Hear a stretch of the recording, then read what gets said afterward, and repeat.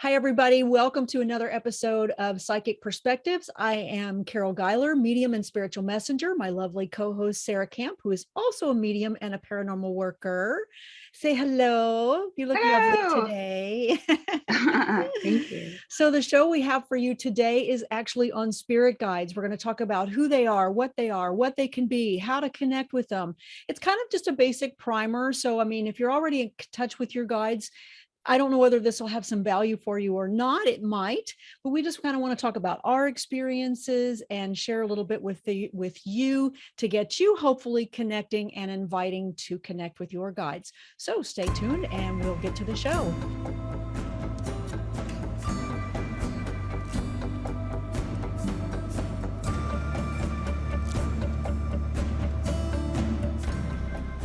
So let's get started. And of course, I think the biggest thing that we should talk about first, right up front, is what is a guide? And I'm sure that most of our audience watching probably already knows what a guide is, but we'll still kind of talk about what it means to both of us. So what is a guide to you, Sarah? Yes, excellent question. I guess to me, they are just our spiritual helpers. They are kind of that little voice inside of your head. But I mean, it could be your higher self too, acting as a guide. It doesn't necessarily have to be, you know, even a different person. That's the thing about guides, is that it can come in various forms, and we're going to talk about that for sure. Most definitely. Right. Yeah. And I agree, they're spiritual helpers. That's a great way to put it. And before we had this podcast episode, Spirit was kind of telling me, let's use the word helpers, because there's a variety of different levels of spiritual beings that help us. But I think, again, traditionally, most people who think of a guide, at least in the beginning when I was developing, were just those people that were dedicated to helping us get through our day-to-day lives. And I think that's what most people consider to be the traditional guide. Although, as you said, there can be a variety. So let's move to that question then. It's like, well, what constitutes a guide? Who are they, or what are they, right? Right. For me, I have run across quite a few different varieties, I would say, of spiritual helpers. You have, more so than me. Yeah. Right. And I think it's just because of the evolution of, my psychic journey has been so, I guess, vast in my mind. It's been, but for me, it started off, I guess, with just a divine type of guide, which would be Jesus, or God, or so that was your go-to, right? That was my go-to, for a long time. And even before I was really opening, I was reading the Bible a lot. I wouldn't say I was becoming more religious, but I was definitely wanting to know more about Jesus specifically. What were his teachings? What exactly did he say? And, just kind of like building that relationship. So, I mean, it sounds maybe silly, but Jesus, not at all. Mine's very similar. I'm glad you brought that up, because I wouldn't have. Yeah. So, well, but then, because this was your primary interest, and it was for me too, was really about turning to God. That's truly what it was. Just kind of feeling like I can't do this anymore. So, okay, take the wheel, and then kind of surrendering to that. But then how did you feel like you got from seeking God, or Jesus in your particular case, to getting these guides? I mean, how did that blend? So I started experiencing clairaudience with Jesus. And then I started realizing that these things were psychic, like that this is kind of how it works, right? And then because I did have such a religious upbringing, I was a little worried about it. Like, do I pursue the psychic road because of all the demonic fear that comes with it and stuff like that? Right. And I guess. So, I mean, when did you discern that you weren't maybe, that it was moving from Jesus, I guess, is the question. What was the next spiritual helper that showed up for you? And how did you feel that was different from what you were connecting with in the early The next time? spiritual helper was found through meditation. And honestly, it was, I would just say my higher self, because I was literally looking at myself. So it was like this like connection to your higher self is what it was. I also ran into a guide in that same meditation that was unknown to me. I have no idea. And I haven't seen him since. So I don't know if he was just kind of like a facilitator thing. I guess family members have also come forward to be guides. Like one of my grandfathers that I never knew was there a lot in the beginning. I remember that. Right. Yeah. And so then just kind of as time went on, meeting new spirits and new helpers, you just kind of add them to your group. Well said. Yeah, no, I get that. Yeah. Well, and that's very similar. So I'm glad that you brought that up, because like you said, truly for me, and this is still very much the case, you know, God is the highest pinnacle of the source, right? I mean, that's in the Bible. Always turn to God first. I completely agree. And then there's no but, is in the sense of a caveat. But if we turn to God and then God sends us resources, do we turn our back on that? So for me, spiritual helpers became a resource that came as a result of where I was turning. So I'm very similar to you. It wasn't the helpers themselves that concerned me. It was my reaction. So I had to kind of go, okay, are you positive? Why do you have my best interest at heart? Why should I trust you? What are these fears running in the back of my mind? And of course, I was always able to turn to God as that source. And it seemed like I just kind of kept getting the validation and kept being reassured that what was taking place was all meant to take place. There was nothing that was negative about it. It was my response to it that became negative. And I think you bring up a really good point. I really didn't know in my early development whether it was my higher self or whether it was God or divine, or I just knew that I was being assisted. And I think that that's really the most important thing, is just to let the assistance kind of come in. And as time goes by, you kind of can start gaining that discernment for who or what you're connecting with. I mean, yeah, because it's not like when I go into meditation now, I don't see myself. I don't connect with my higher self like that. I feel like it was an introductory kind of thing. So that's why, you know, maybe certain guides, you know, and that's also part of what we'll bring up later on too, is, oh, it's actually the next one. Do they stick around forever? No. So the idea is, you know, I connected with my higher self. It served a purpose in that moment. You know, it was really a profound experience. It's like literally seeing yourself, you know, maybe it was like more like a past life thing, but no, this was like, like myself today, like my ego self. So, it was very interesting. And then it's like, but I also did have, let's say like a meditation with another past life self that's totally not me, but is me. And yet, because of that lifetime and all of the experiences that that person went through, which is still me, but not me, you know, it's kind of convoluted, but it's a very profound learning experience. And all those lessons that, you know, were learned and realized not only helped me in this life realize maybe some things that I needed to change, but also helped that past self really wrap around this idea of forgiving themselves for some of the things that they had did, or that I had did, which is the past life stuff. And I know we're going to do a show on that pretty soon. So you're right. I mean, it was kind of that, just having that spiritual aha moment. And I think that's the point in the beginning, at least for me, that I would share with people who are watching, is we tend to get stuck on, well, I want to meet this person, I want to meet that person, and I want to meet that person.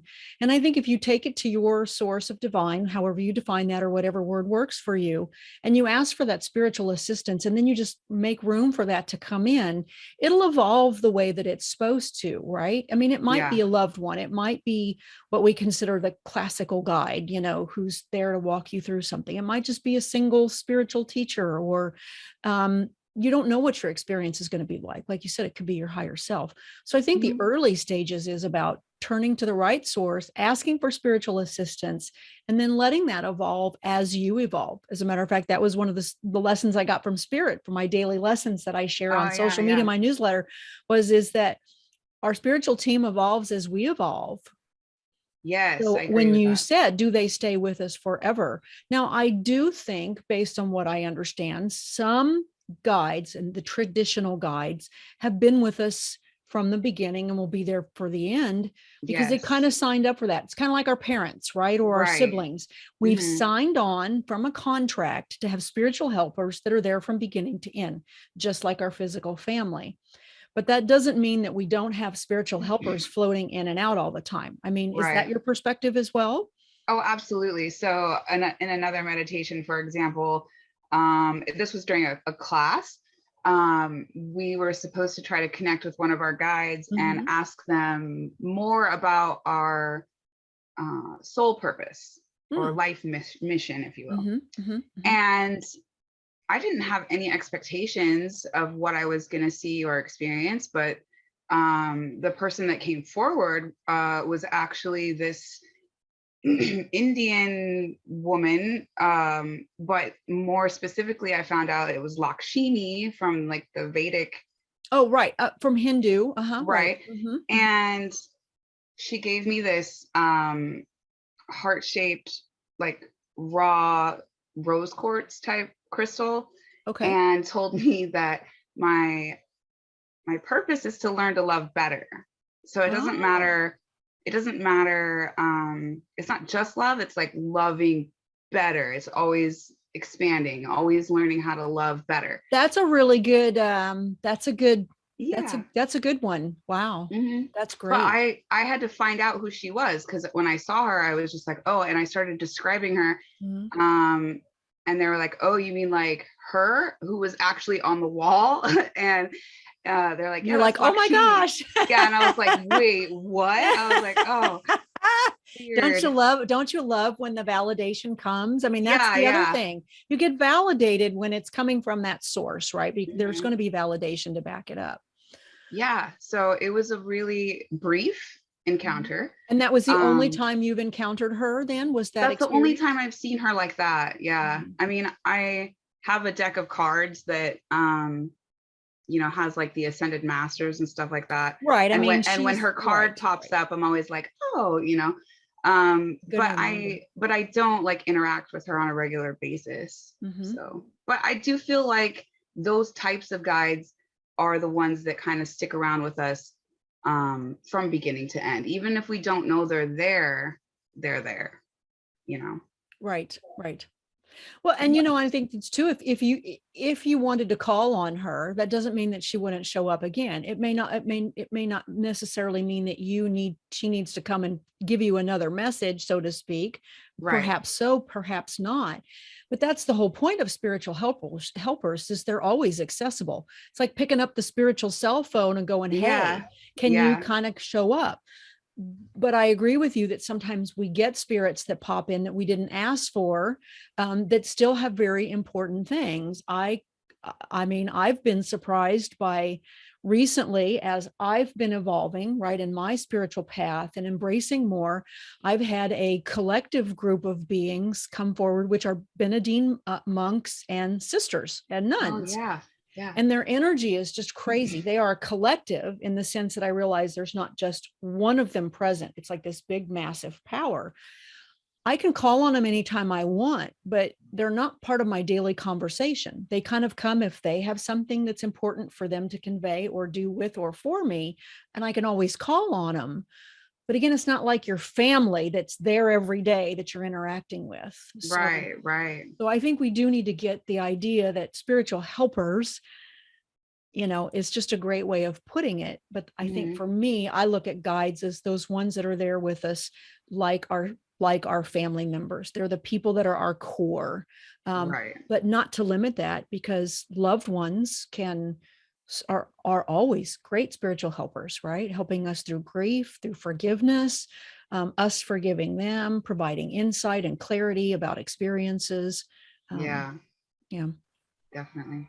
Yeah, definitely. I would say that a lot of my family members are, they pop in and out. And they're there, always there if we call on them. That's the big Yeah, thing that, yeah, for sure. because at some point they are going on and living their life and doing what they need to do, just like family members here, right? You got, Mm-hmm. you've got a sister or a brother, they're off living their life, you're living their life. But if the two of you need to connect, that connection is not gone. It's still there. Right. It doesn't mean that they need to be on top of you 24/7 because you're each doing your own thing. And the same is true in spirit as well. Mm-hmm. Mm-hmm. Definitely. You brought up a really interesting thing that, of course, I wouldn't have thought of because it hasn't happened to me yet, but that is animal guides. Right. And I mean, I'm totally down for connecting with animal energies, using animal energies for inspiring us, for healing, all of those different things. But I've not actually had really an animal come through and say, I'm a guide. Now that's me, but I know that a lot of people do. So do you have a Mm-hmm. personal experience yourself with animals that you can talk about? Yeah. So I mean, I guess everybody has some sort of animal guide, I think, that comes with them in the beginning. It's like your spirit animal. Mm. Native Americans talk about it a lot. Um, and I think I discovered them in a meditation, or at least two of them right off the bat that I know for sure are those types, which one was a wolf and one was a horse. And since then, it's kind of evolved, and now it's just kind of like I have a lot of different spiritual animal helpers. Some Mm-hmm. of them aren't even technically animals. I would call them more like fae or something, like dragons. Different Right. beings, right? Yeah. um so I guess they all have a specific type of energy about them, and different things that they or different ways that they can help you and assist you, or just straight up inspire you, kind of thing. So how, for example, with the horse and the wolf, so what has been the direct benefit, or, I mean, how have they guided you or helped you? Because we think, how does a wolf help someone, right? I mean, Right. how does that happen?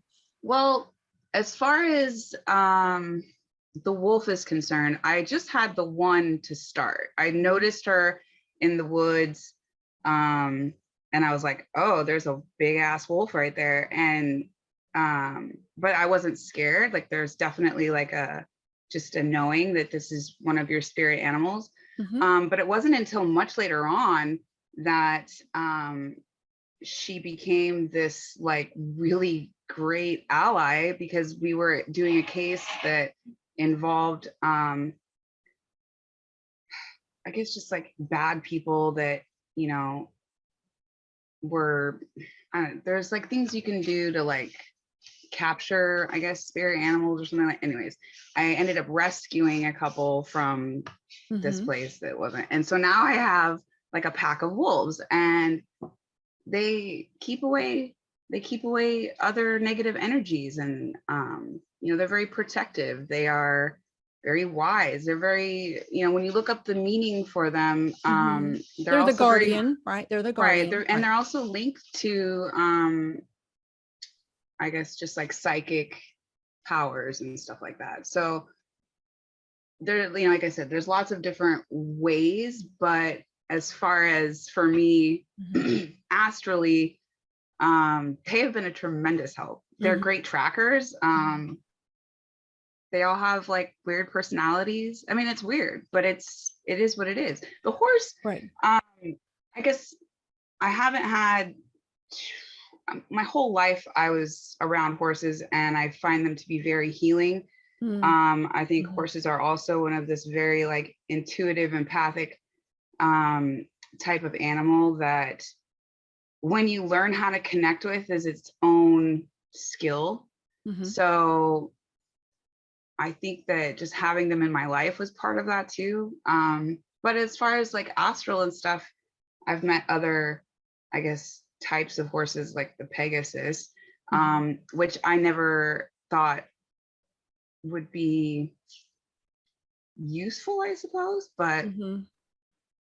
they are, and they know how to bomb around interdimensionally. So if you need some kind of guide, they're the ones that you call on for that. So Yeah. Sounds woo-woo, but that's what it is. Well, no, I mean, I know a lot of people, well, of course, people have pets that have passed, and they want to connect with their pets. Suzanne Giesman just had a great video that came out, talking about pets being on the other side of the veil. And it has not been my experience, and probably either I didn't need it, or it wasn't really something that I craved. I'm not really sure. And then recently I had a connection with a new group of collective energy that came in. They've only been popped in maybe once or twice. And one of the things they said was to be more open to creatures, was their word, as spiritual helpers. And then I thought, creatures. And then they go, you have animals on earth, right? And then they gave me the example of, you use a seeing eye dog for someone that's blind. And I went, what a perfect example, right? Yes. I mean, and so that's really how it was conveyed to me, is to just be a little bit more open to that, because animals are wonderful companions for us here, and they can really provide a lot of service. And so they weren't talking down to me, but they were kind of like, okay, young child, let me explain this to you in a way that you will get it. Right. And so I think the point is not to think of it maybe as woo-woo so much, because I know that's a thing for me, is to realize, you're right, we have wonderful animal companions and helpers here on earth. Why is it any different that we don't have different helpers in the spiritual domain, even if those fall into categories like you said, Fae or dragons or Pegasus, or if they have an energy about them that represents something, and you're not sensing that they're anything evil or bad, where's the harm in that? Right. Right. Yeah, we've been assisted multiple times by different types of animals. Lions have been a big one, and they're bigger and astral. I don't know why, but they're big. I don't know. I've heard other people, talk about their spirit animals too, and everyone has something different. Right. It just kind of falls into that woo-woo category for a lot of people, unless you're already woo and you're good with that. But some people have, like myself, it's like, okay, I'm going to have to evolve into that. Yeah, I get that. Because I'm slow. Sure. Right. With the animal guides, though, I will say they do serve a purpose based off of their own energies and talents, even in life. So like I said, the wolves are great trackers. Right. They're great border patrol, and they're just cool. I don't know. Right. But yeah, I understand completely. Yeah. So you had mentioned previously having interdimensional guides as well. So can you kind of talk about what you mean by interdimensional guides? Is that what you consider sky friends, or is it more than that? Actually, it's weird. I feel like I have more interdimensional guides than anything else right now. Okay. But okay, so aliens can be one of them. Like I said, I have a pen pal from the Pleiadian group that we talk to all the time. He's more of he's a helper, but he's actually living technically, so he's interdimensional. He's in this dimension with us, he's just not local. Right. Okay. But also I would consider dragons interdimensional. I would consider any kind of fae type is interdimensional, and even angelic is technically interdimensional. It's just the idea that, okay, like for example, I had one gal, well, I don't even want to call her a gal. She's like ancient. I don't know, but she felt more like universal or something. Like she was from somewhere else, some dimension else. I don't know how else to explain something that wasn't a typical part of our experience, is what you're saying. Right. Because even people would say that dragons and fae are not a part of our normal experience. Right. But she came forward for specific reasons, and it was during a time period that we needed this kind of assistance, and the information that she gave was invaluable. So it was a really profound experience. She's one of those that I don't necessarily talk to all the time. But if I had to reach out, I'm sure that I would get some sort of response. Dragons don't live here for the most part. They're in another dimension, but they can come in and out, and they come in and out all the time, I suppose. So I don't know, but some of the animals too, they can be interdimensional. You know, like the Pegasus, for example, is definitely an interdimensional type of animal. And that was the whole reason why I discovered that was because that was what I was doing. So for people that have those experiences, they're going to say, gee, you got a really long way away from God and Jesus to now having these interdimensional or alien friends. And I'm not saying that, but I'm playing devil's advocate here, right? You know, to just go, okay, so how did you reconcile that these beings were positive spiritual helpers when over here we got from God to Jesus and now we're doing all these other things? Because I know that some people talk about, wow, that's really getting us off the path, but is it? And so do you understand that question and how you kind of reconciled that? Well, for example, certain things that you encounter in astral, there are telltale signs that there's something wrong. Like, and the only way I was able to like rescue those wolves, for example, because the wolves, there was 2 that I rescued that I found, they were under some sort of spell. And anything that has red eyes to me is either negative or could be under some kind of spell. And because I already had the one wolf, I was able to rescue these 2 others. Right. So meaning that because of the way that they looked and the way that they were, I could tell that these wolves were not necessarily good. And instead of destroying them or, you know, booting them out of astral, I was like, oh, well, I have this other wolf and maybe she can help. So that's how I got them out of that situation. And I wasn't sure how that was going to play out, but it worked out. And now they're all friends. What else? So it's just basically kind of discerning and feeling that there was positive behind it. And so it was okay to embrace that. I guess, okay, here's a good, you want to know how I met my dragon? So I was on a case and it was an alien case, and it was one of like the worst cases ever, really. And it lasted for like 3 hours. But anyways, I was supposed to be shielding these people in a car. And as I was locking on to their position, I guess, there were a bunch of grays that were in the vicinity, and they were coming at us, right? And as I go to get into the car, it's all astral, right? I go to get into the car, something's pulling me off the car. And I was like, what the heck? And I couldn't see what was happening. I could just tell that I was being pulled off. So I did like this bloop out, you know, bloop back in, kind of like a, what is the word I'm looking for? I don't know, just pop in and pop right back out. And when I popped back in, I was like falling on top of this dragon. And I was like, what the heck? And all of a sudden I was just on top of this dragon. And then the dragon starts, you know, taking care of all these grays.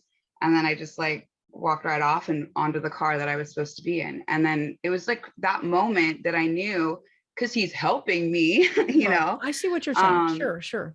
You know, if he's helping me, then yeah, I guess now. And then because of that, I learned how to build the relationship. Now, I did get some kind of warning that might happen. I wasn't betting on it, but I did get that, you know, like picture of a dragon, but it was like, I kind of ignored it and went and did the case, and then that happened. So once you, I think, kind of cross that threshold of learning to let go of your preconceived notions of what can happen in the spiritual world versus, you know, what you think can happen, then more starts to happen. So it was like, I had the one dragon, and then I met another one, and then I met another one. And so, you know, it just kind of turned into more and more and more. So it's because he helped me. That's how I knew he was a good dragon. And then because I learned more about them, it was, well, now I can tell if I see a dragon that is not of right mind, I will know what that looks like. Right. And I can discern that. So. I think the key word that you said that stood out for me is relationship. I mean, truly, if we develop a relationship with someone, whether they're on physical earth or whether they're a spiritual helper, we're always evaluating how that person is that person kind? Is that person honest? Is what they're doing for us helpful and beneficial? Do they have our interest at heart? Are they critical? Are they leading us down the wrong path? And I would say that I know for me, and I assume this is true, just because we have all these spiritual helpers doesn't turn us away from God in any way, shape, or form. No, it doesn't. I mean, it's just a different type of helper. Yeah. That's really all that it is. And I think the other point that you made that I liked that was really good is to be open to whatever the experience needs to be without really judging it and saying, okay, I'm game. And then just kind of, you're not losing your power. You're just having a moment, you're having an experience, and see what benefit and opportunity it has for you. Right. Right. So I will say that when I met the Pegasus, there was some question, and there was a time that I was pretty nervous. So if anyone ever wants to kidnap Sarah, all they have to do is pull out this Pegasus and be like, look, and because I was just like a kid to a candy store, right? I saw this thing and I was like, oh, it's so pretty. And I got right on it, and it took me through this portal, and I was somewhere else, way, way far away. And I was like, all of a sudden just taken by the beauty of it, because it was like this far off, like, I don't know how to explain like it. Someone had lured you into the van with a piece of candy. Yes. And then like, you realize all of a sudden. So, but I remember this story, but keep going. So then what happened? I get there and I'm looking around. The sky was so purple pretty. I mean, there was no light other than the starlight. And it was kind of like a slate looking planet or something. I don't know. It's a different planet. Maybe it was a meteor. And anyway, it was too far away to see any kind of real sunlight. It was just purpley, right? And I was just like, whoa, this is so crazy cool. And then all of a sudden I had this, like, I don't have my sense of direction. Like, where is my body? Where is home? Where is Earth? Like, oh, time to so panic. There's a moment of panic at that point. I have never ever lost my sense of direction in astral except for this time, and it threw me off. I was like, oh my god. So I start kind of panicking, and this panther shows up, this black panther, because I don't know what happened to the Pegasus. Like, the Pegasus like dropped me off and left. And then when the panther showed up, took me back, then all of a sudden I was like, what was that all about? Right. What's that about? Really, why did that happen? Right. Yeah. Really, it was just this idea that if you're going to jump dimensions like that, you have to have a guide, and B, know that the farther out you go, the energy does feel different. It does. It really feels different. There was a weird sense of, I couldn't just pop out of it like I normally would because of the distance or something. Like, I would have been super drained. So I had to get back to where I felt like I was. So this became a real learning experience for you, and they lured you for a positive reason, though. Yeah. To teach you that. But I can see how some people would say, yeah, but what if they lured you and it was a negative experience, right? I mean, right. And that could have very well. But I started off, I was in a safe space. This was my meditation space. So I'm, I guess I'm assuming that because this is started off in a meditation space, that it wasn't negative. And I was correct in that assumption later on. But that whole experience really threw me off because, like I said, I don't like losing my sense of direction. And it was an all of a sudden thing, because one minute I was like, oh, it's so pretty. And then the next minute I was like, wait, where the F am I? No, I think Panic. that's a classic example of a lure. I mean, most definitely, right? Because Right. we can get lured, but it ended up being a positive experience for you. So yeah. Right. Well, and I think the point of sharing and having this conversation is again, to let people know, develop a relationship. You'll gain some discernment as time goes by. Again, we did an episode on, psychic intrusions and talking about discerning, good from bad. So we have a lot of other information out there about discernment. But if you have an unusual experience, it's generally our reaction to it that creates more problems than anything else, right? Right. It's like fear, confusion, uncertainty. You're not losing your power. That's the first thing. Just kind of sit back and say, wow, what was that experience about? What did I learn from that? You're not surrendering to someone or something else at that point. And you can always go back to that God source for the guidance, right? For that connection, for that safety and security. But again, if it's coming from a positive source, it will have something beneficial for you. If you can kind of look past the initial, okay, that's outside of my box, right? Yeah. That's outside of my wheelhouse, because I still have those experiences where it's like, okay, I know this has come to me for positive. There's nothing negative about it, but my reaction to it is what I really have to deal with first. How am I responding to the experience? Right. So that can be very, very true. Which is why oftentimes our first guide connections are very simple and safe experiences, because I think that God, divine source, knows what it is that will be least threatening for you. And it might be a loved one long before it's a guide. So don't be upset. Well, how come this person didn't come through, or that person didn't come through, or this person didn't come through? Just allow yourself to have the experience, and then evolve and grow and get comfortable with making those connections and feeling safe. And I think these extra helpers will come in when it's the right time for you. And I think you bring up a good point too. It's based on your work. I mean, I don't have all the experiences that you do, but I don't work in astral. I have a very different purpose. My purpose is really in conveying messages. That's how come I call myself a spiritual messenger. You said that Lakshmi talked to you about learning how to love better. That's not my whole purpose, but a big part of my purpose is being a messenger, delivering messages. So I'm going to be speaking mainly, I believe, to beings that are familiar or can relate to us here on the earth experience. So our purpose may also. Yes.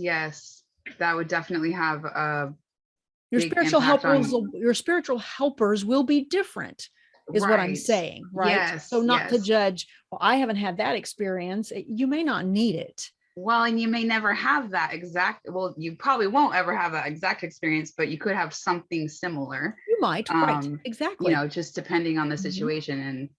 And like I said, I've met people in astral that have ended up becoming allies later on because of their expertise in life and things that they have to offer. And that's invaluable. That's just, priceless. No, I understand. Yeah, 100%. Yeah. So interesting thing is how do guides communicate? And I'm just going to answer this briefly and then I'll let you answer it. I don't think they communicate really too much differently than our loved ones do. I mean, it's basically just this intuitive connection that we have. But what is it? I mean, do you feel like guides communicate differently?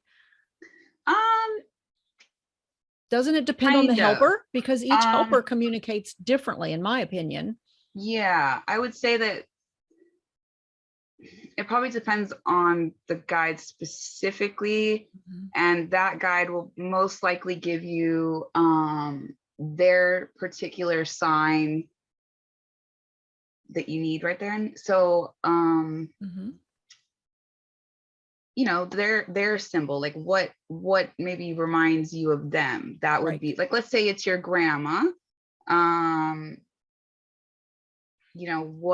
What would be a sign that she would give you that would be like, oh, that's my grandma. I know without a doubt that's my grandma. Right. And that's what happens, in mediumship for me. If I'm connecting with someone, like let's say it's you or a friend and I know they're a family member, I just kind of have this I know what they feel like, right? So there's a Yeah. resonance to them.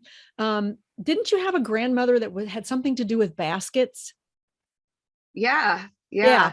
Yeah. So it's funny, you say your grandmother, and immediately baskets come into my mind. And I'm like, oh, that's Sarah's grandma. Oh So God, that's so funny. Yeah. because I remember, and I haven't, she hasn't, I'm like, she's been around lately. I just have to say that, but I don't know why. Uh-huh. But when you mention her, baskets come in. That's just it's your grandma. That's kind Yeah. of just the sign for me. It might be something different for another medium, right? Or for you. But Right. isn't Right. that kind of what you're talking about? Just that little something that Exactly. lets you Yes. know, Yes. oh, that's so and so. Well, and also just like, but okay, so for you, for example, like when my dad comes through, a lot of times you're like, oh yeah, he's a smoker. I remember he's a smoker. I'm like, yeah, that's right. Well, he has an energetic feel, but he also has kind of some signs and symbols that come with it. But it's going to be Right. different for everybody because we all psychically receive information in different ways. But yeah. Right. Right. So I think like with the dragon, for example, though, I had got some pretty crazy um validation for it because I had seen the picture of the dragon first, Mm-hmm. which was not, it just popped in, right? And then I just was like, So it was okay, a that visual. You mean you had it right, visually in your right. I mind, not had the like a visual first, photograph. right. Okay. Then I had the experience doing the case with the dragon. Mm-hmm. Then somebody else actually saw the dragon in the case. And then I named him, I gave him a name, Mm-hmm. Bluetooth, I'll just tell you that. Okay. And then I found a blue motherfucking tooth like No later on. way. Yeah. So I was like, oh my God, like that is so crazy. Um, That is wild. Yeah. yeah. So it's just like they have ways of validating for you, you know, Absolutely. Absolutely. I but you do have completely to kind agree. of be open to it. So I mean, I could have like looked at that and been like, oh, it's just, you know, plastic, piece of plastic, whatever, because Right. it actually was plastic, but it looked like exactly, I even have it. I should have brought it. Oh no, I would have kept that too. But you're Yeah. right. They will validate and then and so that just makes it so it's easier for you to kind of feel comfortable. But we were kind of talking Mhm. about how they communicate, and I think like But you that's said, kind of, so now when he well, comes forward, I mean, you identify him how? You see him visually, and then he has well, a when I'm in feel. astral, I will see him. Um, Mhm. and then there is like a telepathy. It's more like telepathy. I have I have done like a mind meld though with them, and you can kind of, you can do dragon vision. So I don't know. There's like it's a blending of the energies, is what it Mhm. is. Mhm. That's the best way that I could describe it. So that's part of the communication. Um, I will say though, most of it is still just like either mediumship or telepathy. Right. Um, while interacting in astral. Like the So, guy that my druid friend, we became friends because I tried to cross him over. You know, I was like, oh, you know, and he was telling me, you know, all the stories about Ireland and whatnot. And then and then I was like, oh, that's great. I was like, do you need help crossing over? And he did the same thing. Oh, sweet child, you know, you're so cute. right? And I was like, well, okay. I was like, you don't need help? He's like, no, but No, you're I'm good. sweet. I'm here And to help you. yeah. So But now thanks for it is, asking. right? So now it is. Now he's more like my helper. And, you know, he has actually taught me quite a few things. Quite a few things. He's like a Yeah. friend, you know. But yeah. So I think the point of the question, and saying how do guides communicate is, and again, I think this is going to depend on you. How afraid are you, right? If you're very hesitant, but you want the connection, it may be very soft and subtle in the beginning. It may not be this all on experience because Right. that's going to be too jarring for you. So a lot of it's going to depend on where you are at the individual level. If you're super open and things aren't going to scare you and you're ready, again, your spiritual helpers are going to know what you're really ready for. You can think you're ready, but they really know. So they're going to Yes. kind of move into your space. You got to ask. And I think that's something we haven't talked about, right? But you need to ask, you need to be open, you need to be willing, you need to want to cultivate that relationship. And then they may talk to you first in far as signs, right? You may get little symbols or little hearts or little flowers. For me, it was dimes when I first started opening up. It was like dimes were just, they were just showing up everywhere. Dude, hearts for me were It's like, hearts for you, or yeah, and you and your 4-leaf clovers too, but that's crazy. I I don't know what it is. know. You can manifest the heck out of those. But for me, it was dimes. It was just really, really simple. And it was enough to go, something's happening. It just doesn't make any sense Yeah. why these are all just showing up, right? So it may start in those subtle ways, but generally, if the communication starts to become an internal experience as opposed to an external experience, again, you have to be ready and willing to receive that. Or you Right. felt guided to some way. Did you have an insight? Did you have a visual? Did you have a hunch? Did you get a feeling of an energy or an emotion? It's really that's the whole point of, psychic connection and intuitive connection. They're Yeah. building that intuitive connection with you. And as you become more comfortable with your intuitive side, your spiritual helpers can come in and communicate with you more and deeper. That's why it's so important to say, well, I just want to be spiritual. I don't want to be psychic. I think these two things have to go together for you to get the most relationship out of your spiritual helpers. Yeah. Yeah, definitely. At least for me, at least from my experience. So again, for people that are starting out, it just kind of depends on where you are, but ask and invite and welcome that. So that kind of brings us to the question of, do you have any other suggestions for people as far as how to start making that connection with their spiritual helpers besides asking and then being open? Yeah. Yeah. Yeah. I would just say meditation Mm-hmm. is number one. Mm-hmm. Intention to connect with your guides. Mm-hmm. And then just allow the information to come to you, and don't have any preconceived notions about who it's going to be or who you want it to be. You don't know who, you have no idea who it could be.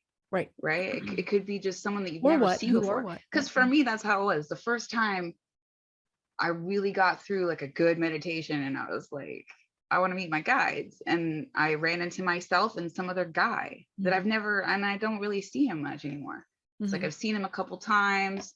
He was there. But that may have been the experience that you needed at that moment to just kind of get the ball rolling. It was the experience that you needed. Now, I will say that you can find out information about your guides via any of the psychic forms. So, meaning there were a few times when I asked, well, how many guides do I have? And I heard 5. And I was like, okay. And then kind of go down the list of like who these people might be. And, some of it was clear and some of it was not clear. Well, doesn't that raise the question though? And I know that a lot of people that are starting out are going to ask this, because I did. It's like, how do you know you're not just making it up, right? How do you know that you're just not kind of creating this experience that you want to have? Right. So I just answer that. This is what you do is you take the information. So I got the information, for example, I had 5 different guides, and a couple of them, I think 3 of them were men and 2 were women or something like that. And I met the one, Lakshmi, that I knew was the one later on. Like it didn't make sense, but then later on, now I know that's who I was talking to.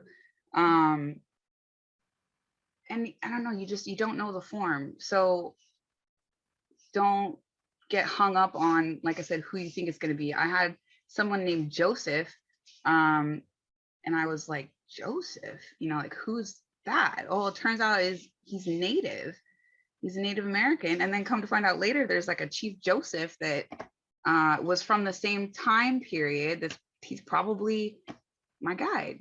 And I was like, wow, that's weird. Do I interact with him very much? No, actually, sometimes yes, because when we do cases that involve, Native American spirits and stuff like that, he will come forward, and we do have another like go-to guy that came forward to help us. So again, you can acquire more of these people as you go along for different purposes. But the main thing is, meditation is how you're going to maybe really see them, depending on how you meditate or how you perceive the information. So if you're perceiving information primarily visually, you might see a picture of that Right. person. But then you're not going to get all the information at one time. It's going to be a relationship that grows. So you'll be like, oh, well, I have an idea that this is who it is. Right. And then I had this experience in meditation, and you start to build. And then, oh, I got this validation the other day from, I got a little native coin or something like that, whatever it is, that's the validation for you, or the sign or the symbol that goes. I think that's the key point, is you bring up the validation aspect, because we can say, okay, well, how do I know that that's really real or not? Generally, there will be something that will happen either right after or very close to afterwards that start putting all the little dots together for you. Right. And so that's what you mean by the validation, right? You could say, well, maybe I made it up, and maybe you did. It doesn't mean that it doesn't have value. So you could still take it and use it. But generally, if it's coming from a spiritual helper, there's going to be some sort of evidence or synchronicities that follow along that path to let you know that this was a real experience. Right. And again, don't dismiss it, even if that synchronicity doesn't happen. Just sit back in space again and continue to allow that to take place, because maybe you need to have some of those daydream experiences before the real one comes in. And then all of a sudden you can go, wow, that felt really different from these daydream experiences, right? Right. And the other thing I want to say is that sometimes they might not have a whole lot to say. It's not like there's this big long message that they need to give you. Right. It's just they want you to know that they're there. Right. It will evolve over time again. The connection will evolve. Right. So it's like, that's kind of how it starts. It's like the immediate, it's like, oh, this is who your guide is. Smaller stuff. Right. Right. And you see it, and then maybe you get some validation for it later. But really, they just want you to know that they're there, that you can call upon them for assistance when you need to.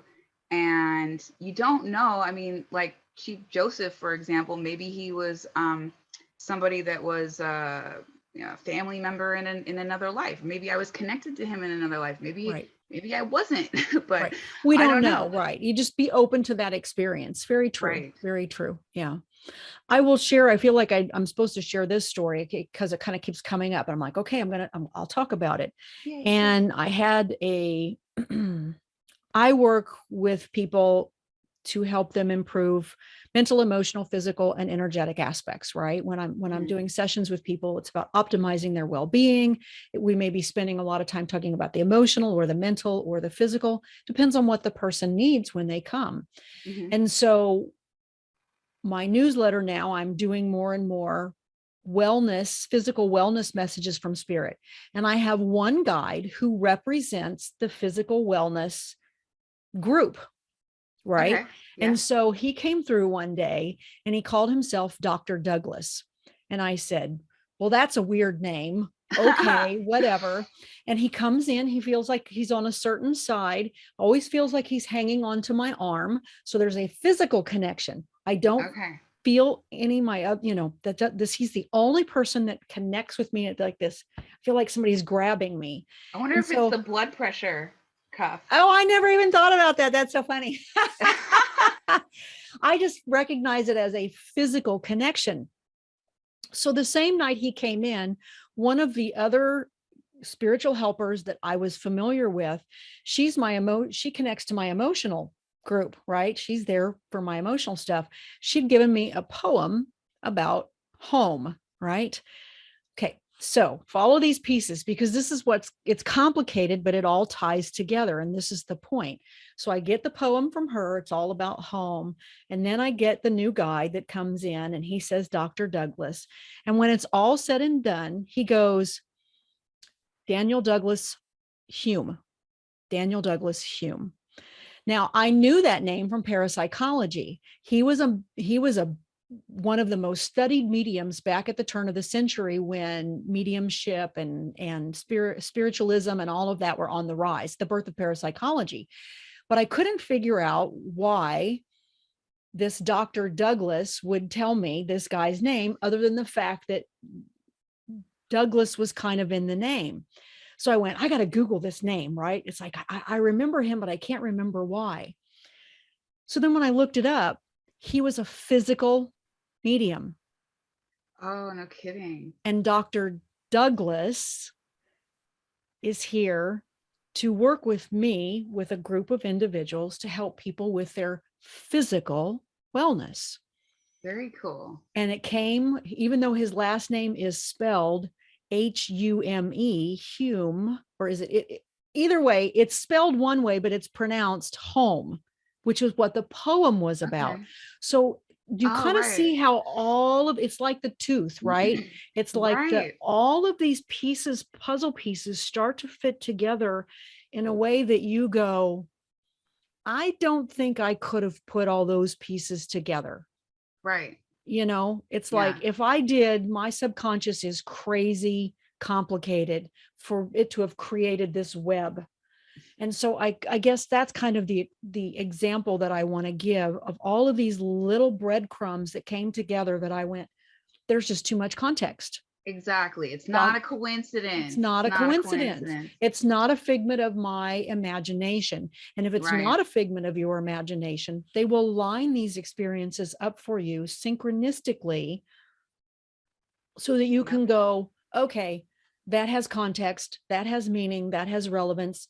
That's Dr. Douglas. And is it his real name? I know it's not their real names. It doesn't really matter. It's just what's relevant for me to be able to connect and to understand what his purpose is. Right. And I don't have daily communications with him. I do feel he's present. If I need that resource, I can call on it. And when I do my channeled messages in regards to physical wellness for the newsletter, then he's there. And I know that him and his group are what is supporting bringing that information forward. So just another example.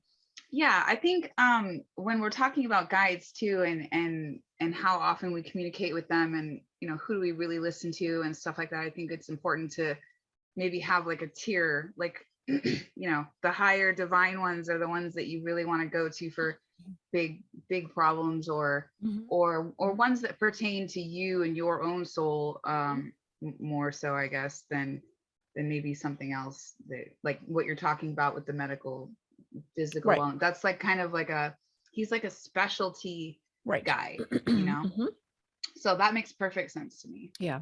Well, and and again, I always go back to, I always start my process with prayer, with going straight to God, because that to me is the ultimate source again. And then I step back and I just allow whatever needs to happen next to take place, being in that right space and that right mindset. And so whoever needs to come forward can come forward. And I believe that it's going to be loving, because that's all I'm there to connect with. Right. And if I have an experience that feels a little less than positive, because sometimes I've had that happen, I've been warned ahead of time. Tonight's meditation is going to be a little interesting, but we want you to just kind of have the experience, let it happen, and then we'll talk about it. And there's been a couple that have kind of caught me off guard, and then when it was all over, I went, oh, I had this amazing insight that came out of it by just kind of sticking with it and trusting the experience had value. And so that's about being led. So anyway, I just wanted to kind of share that. I felt like I was supposed to, but it gives you that idea of how those little validations will line up and help support your experience as being real and not just something from your imagination. Now, there are lots of also guided meditations that you can find on YouTube that will help you to, find your spirit guides, if that's something that you want to do a guided meditation. I have a good friend, her name is Debbie Kirstein, and I'll put her down in the show notes resources. She's studied and trained for soul realignment. And one of the sessions that she gives is she walks you through actually meeting your guides, and she will meet them for you and introduce you. And she gave a wonderful tip that she, said I could share. And so I want to be sure I give her credit. And that is basically, when you're in your meditation, you ask them for a gift. You ask them to gift you with something. They're going to say, what is it you're going to give me tonight? And you can actually put your hands out in the meditation, right? And you can imagine just focusing on your hands and what gets put into your hand.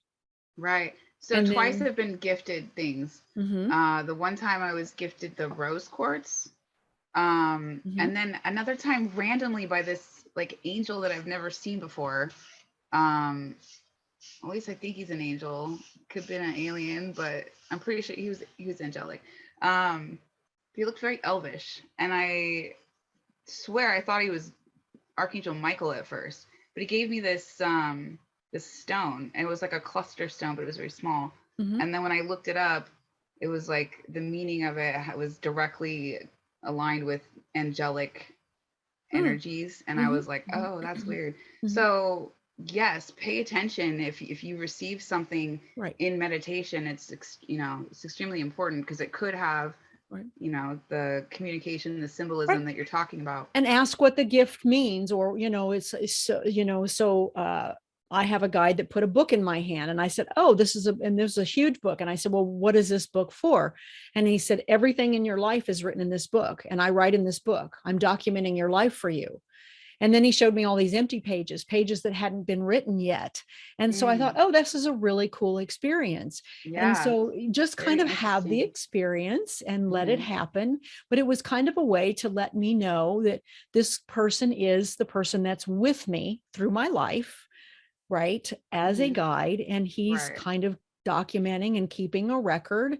um, Not like as in, oh, I'm keeping a record, but I'm keeping this for you. I'm keeping a record of things to help you, that kind of a thing. So Hmm. it had a very positive feel for it, and it was a very loving connection. So anyway, this was just a very simple suggestion that she gave, um, so that if you're tangible, because again, I'm not visual, I don't have a lot of visual, so this was a great way for me to kind of feel, what did they put in my hands? Did it feel Yeah, like yeah. something?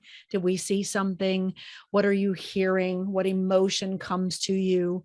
What Hmm. body sensations do you have, like Dr. Douglas, kind of feeling like he was hanging onto my arm? I never put the blood pressure cuff thing together. That is so cool. Right. I was like, huh. That sounds like a And blood it pressure took thing. someone else to help me figure out the physical medium part too, because I was like, I don't understand why this name connects. And I was telling her about it, and she goes, he's a physical medium. What do you not get? And I go, Uh, oh, how did I miss that? Oh, that's so funny. But yeah, that is so crazy. Like, what great So it's just confirmation these there. little things that give it context and give it meaning. Oh, okay. Um, Yeah, like another mhm, one with that Oracle lady, the interdimensional lady who call her the Oracle. mhm, She had on this like really crazy crown, mhm. and the next day I found a coin, and on the other side of it was like the Lady Liberty, but the crown was like it was just like her crown, and I was like, You're oh, like, that's no way so that just happened. yeah. I was like, God, that's so weird. And I think So sometimes too that they do those things because they know they're going to line up with your experiences. And so right, don't get hung up on the fact that, well, does she literally wear a crown, or is this just representation for me to embrace that connection? right, So don't get hung up on all of that, because again, I think the relationship will evolve over time. You'll gain more clarity, more comfort, more discernment. You'll be able to recognize when they come in, how they talk with you, how they connect. right, But if you're at the early stages of your intuitive development and you're a little hesitant, those connections aren't going to be maybe as deep as you would like them to be in the beginning, but they will certainly deepen.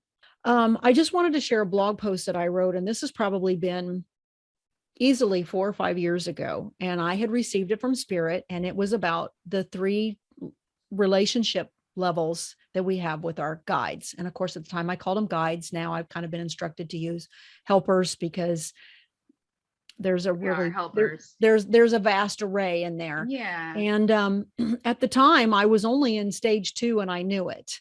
And I didn't understand what stage 3 was. And so thankfully, over this last year, I've really moved into that stage 3 relationship. And of course, I will put a link to that down in the show resources. But I just wanted to mention it because I think that it's very common for people in starting to connect with their guides. And the first relationship level is that of parent child, right?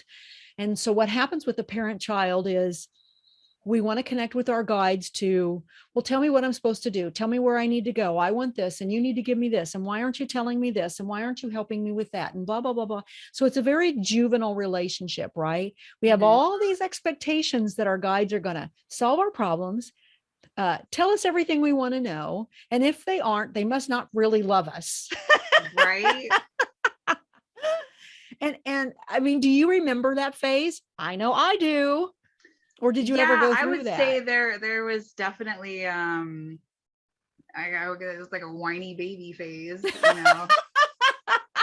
Like, really that's what, you know, I don't know. But I was kind of, I don't know, I'm very respectful. I'm just it's like when I hear stuff, I'm like, I don't want to do that, or you know, but I do it anyway. Yeah, we just have a lot of expectation in that early relationship because we really don't understand what the relationship is about or what it's for. It's just an immature type of relationship. So if you look at the blog post, I have some specifics on there about what it is, but it was just, I felt important to talk about, you're going to have all these unrealistic expectations early in your relationship, not to say that you're being disrespectful, but just look at the levels and recognize that. So as you mature and the relationship builds, you move into the second level, and that is student teacher. And that's where we start looking as our guides and our teams for, okay, I've matured now. I'm willing to listen a little bit better. I understand how the relationship works. And they really start instructing you. They really start guiding. They really start leading. And I don't think that's where like the trust really starts to build. I think in the beginning you have a lot of questions still, and you have a lot of doubts still, and you're kind of in that phase of like, really establishing. And then in the next phase, it's like, oh, I trust you guys now. We have an established relationship. Great point. Yes. Please explain to me. And then you kind of, it's very much and then more. it deepens, and then it deepens. And so you get that student teacher type of relationship. And then what happens, and at the time I was writing this, I knew that I was in the teacher student phase, most definitely. Right. And then the third one that I did not understand, although I could comprehend it intellectually, I knew that at the relationship level, I was not there yet. And again, that was on me. And at the third level, you become a co-creative equal. You recognize that now they are not above me, not to say that some of them aren't above us, right? They're more expanded. They have more awareness. They have more perception. I would certainly call the angelic or the divine realm way above me. But the point is it doesn't diminish who I am, right? I still have my own divinity. I still have my own power. And so you become, you move into what's called the co-creative equals. You are recognized as a divine being. We recognize helpers as divine beings, but we also understand that there's kind of a tier factor on our helpers, right? I would certainly say God has got one up on me. I would certainly say that the divine realm has got one up on me. I would certainly say that the collectives that come through, you know, like the Benedictine sisters and the monks that come in, their energy is amazing. I would not equate myself to their divinity level, right? So I agree. But I also think that in some ways I've learned that, like you said, the higher you think of yourself, though, is the better, or is where you get more of your power from. For example, working with the archangels as far as like removing demonic stuff, that's really been an eye opener as far as I guess how much power they have and how much power I have. And that when we're working together to do those things, it is very much a team effort. Absolutely. You know, and that is the whole point of co-creative equals, is to recognize that we do have a divinity. We are a divine being.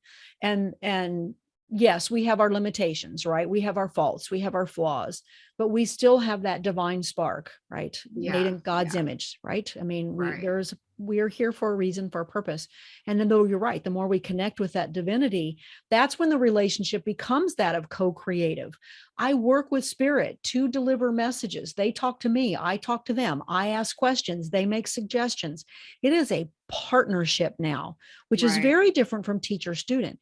Not that I'm not always learning from them, but they've also told me they learn and they get to have experiences by me doing the work that I'm doing here. I'm providing them with opportunity, just like they're providing me with opportunity. Yeah, I never understood that before. I was like, I didn't either. It took a period of time. You guys know everything? You guys are supposed to know everything. No, you know? Right. No, and we just are in different locations. That's the only thing that's different. We're in different locations, having different experiences and different realities. I would say too that it probably continues to vacillate back and forth. So, absolutely, it does. No. You still have moments where I'm constantly learning. And I certainly recognize when certain energies come in, I'm super humble because I know they're here. And I have one kind of collective force that comes in. When I feel it, it just blows me over. And I'm like, shut up and listen, girl. Right. I get that. I mean, you might equate it to, you're the college student, and all of a sudden the college professor walks in, you're there to listen to what that person has to say. But that again moves us into a kind of a specific category that I recognize is there are spirits that come through that are helpers that are here specifically to teach you something, right? And they may only come in for a period of time, teach you what you need to know about this or that or whatever. They've done their job and then they move on. Right. Like some of the people that I've talked about were exactly that. Absolutely. And so their role still becomes that teacher student role. Mm-hmm. But when I'm talking about the people that have contracted to kind of be with you kind of for the long haul, these 3 relationship levels, they mature. Same thing with a marriage, right? It matures over time. Your relationship with your children evolves over time because they grow up and they become more mature. And so the relationship changes. And so I just wanted to share that because I thought that it was a wonderful insight that Spirit had provided about the 3 different levels.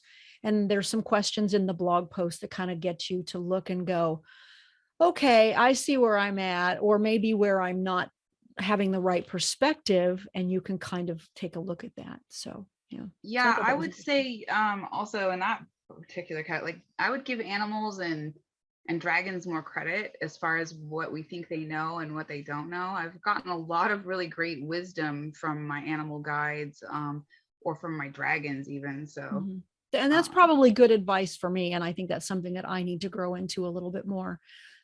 Because I mean, it's not like, especially if you've kind of established the fact that they are your spirit guide or whatnot, it's like, usually what they have to say is very insightful. It's not, it might not be higher level like angel stuff, but it's still helpful. Doesn't mean that it's not valuable, right? I mean, look at what our animal companions again do for us here. And most people, if they have a dog or a cat, they feel this enormous love, this unconditional connection and joy that comes from a pet.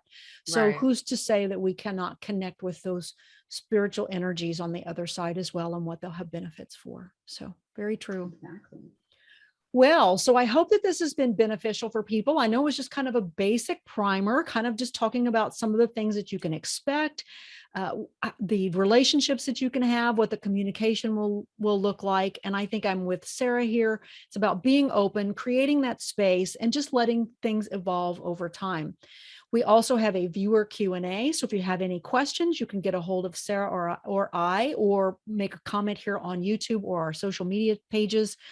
And we will get back with you. We do a viewer Q&A. So if you like the show, please please share and subscribe. And we will be with you next time on another episode. So thanks, guys. Bye-bye. Thank you.